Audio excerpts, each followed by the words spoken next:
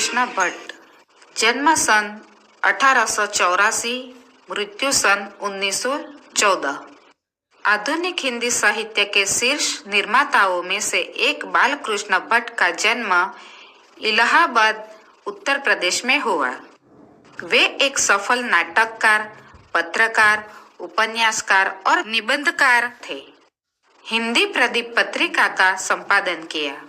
उन्होंने विचार प्रधान निबंध लिखे हैं। कल्पना शक्ति सिर्फ मनुष्य के पास होती है, अन्य कोई प्राणी कल्पना नहीं कर सकता, क्योंकि वह सोच नहीं सकता। प्रस्तुत निबंध में लेखक ने कल्पना शक्ति के महत्व को दर्शाने की कोशिश की है। मनुष्य की अनेक मानसिक शक्तियों में कल्पना शक्ति भी एक अद्भुत शक्ति है। यद्यपि अभ्यास से यह सद्गुण अधिक हो सकती है, पर इसका सूक्ष्म अंकुर किसी किसी के अंतःकरण में आरंभ ही से रहता है, जिसे प्रतिभा के नाम से पुकारते हैं और जिसका कवियों के लेख में पूर्ण उद्गार देखा जाता है। कालिदास, श्रीहर्ष, शेक्सपियर, मिल्टन प्रभृति कवियों की कल्पना शक्ति पर चित्त चकित और मुग्ध हो अनेक तर्क वितर्क भूल भलैया में चक्कर मारता टकराता अंत की इसी सिद्धांत पर आकर ठहरता है कि वह कोई प्राक्तन संस्कार का परिणाम है या ईश्वर प्रदत्त शक्ति है।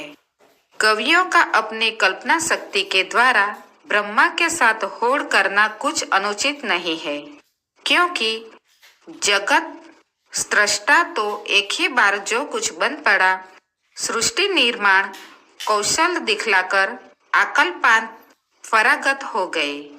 पर कविजन नित्य नई नई रचना के कड़ंत न जाने कितनी सृष्टि निर्माण चातुरी दिखलाते रहते हैं। यह कल्पना शक्ति कल्पना करने वाले के हृदगत भाव या मन के परखने की कसौटी या आदर्श है। शांत या वीर प्रकृति वाले से श्रृंगार रस प्रधान कल्पना कभी न बन पड़ेगी। महाकवि मतीराम और भूषण इसके उदाहरण है।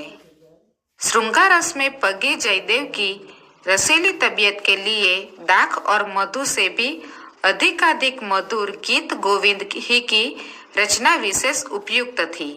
राम रावण या कर्णार्जुन युद्ध का वर्णन कभी उनसे न बन पड़ा। यावत मिथ्या और दरिक की किबलेगा इस कल्पना पिशाचिनी का कहीं और छोर किसी ने पाया है। अनुमान करते करते हैरान गौतम मुनि गौतम हो गए। कणाद किनका खा खाकर तिनका बिनने लगे, पर उन्होंने मन की मन भावनी कन्या कल्पना का पार न पाया। कपिल बेचारे 25 तत्वों को कल्पना करते करते कपिल अर्थात पीले पड़ गए। व्यास ने इन तीनों महादर्शनिकों की दुर्गति देख मन में सोचा, कौन इस भूतनी के पीछे दौड़ता फिरे।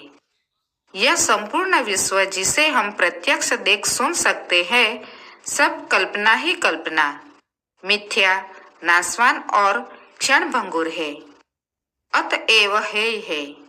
उन्हीं की देखा देखी बुद्ध देव ने भी अपने बुद्धत्व का यही निष्कर्ष निकाला कि जो कुछ कल्पना जन्य है सब क्षणिक और नश्वर है।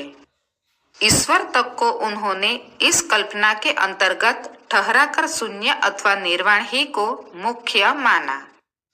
रेखा गणित के प्रवर्तक उक्लेदिस ज्यामिति की हर एक शक्ल में बिंदु और रेखा की कल्पना करते करते हमारे सुकुमार मती इन दिनों के छात्रों का दिमाग ही चाट गए। कहाँ तक गिनावे, संपूर्ण भारत का भारत इसी कल्पना के पीछे गारत हो गया। जहाँ कल्पना के अतिरिक्त करके दिखाने योग्य कुछ रहा ही नहीं। यूरोप के अनेक वैज्ञानिकों की कल्पना की शुष्क कल्पना से कर्तव्यता में परिणित होते देख यहाँ वालों को हाथ मलमल पछताना और कल्पना पड़ा।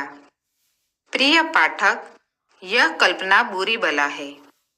चौकस रहो, इसके पेंच में कभी न पड़ना, नहीं तो पछताओगे।